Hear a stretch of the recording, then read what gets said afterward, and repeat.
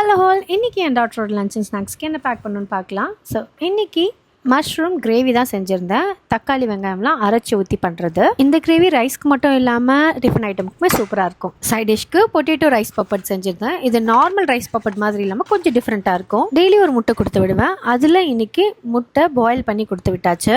And ரொம்ப நாள் ஆச்சு இந்த ஃப்ரூட் கொடுத்து. என்னோடய டாக்டருக்கு இது ரொம்ப ரொம்ப பிடிச்ச ஃப்ரூட்டும் கூட. ஸோ கிவி ஃப்ரூட் கொடுத்து விட்டுருந்தேன். அண்ட் இதுதான் இன்னையோட லஞ்ச் மெனு. இப்போ நம்ம ஸ்நாக்ஸ்க்கு என்ன பண்ணணும்னு பார்க்கலாம். கொஞ்சம் ஹெல்த்தியாக இருக்கட்டும் அப்படின்னு சொல்லிட்டு ஸ்வீட் பொட்டேட்டோ வச்சு ஒரு ஸ்நாக் பண்ணி கொடுத்துருந்தேன். இந்த ரெசிபி ரொம்ப ரொம்ப ஈஸி.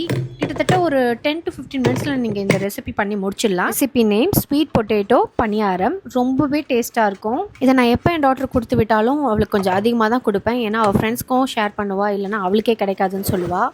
அவ்வளோதான். இன்றைக்கி நான் என் டாக்டருக்கு லஞ்ச் அண்ட் ஸ்நாக்ஸ்க்கு இது தான் பேக் பண்ணி கொடுத்துருந்தேன். நீங்கள் உங்கள் குழந்தைக்கு என்ன லஞ்ச் அண்ட் ஸ்நாக்ஸ் பேக் பண்ணிங்கன்றதை கமெண்ட்ஸில் சொல்லுங்கள். இந்த வீடியோ உங்களுக்கு பிடிச்சிருந்தா ஒரு லைக் பண்ணிவிட்டு மறக்காமல் நம்ம சேனலை சப்ஸ்கிரைப் பண்ணிக்கோங்க. உங்கள் எல்லாரையும் அடுத்த வீடியோவில் பார்க்குறேன். அது வரைக்கும் டாட்டா பாய்.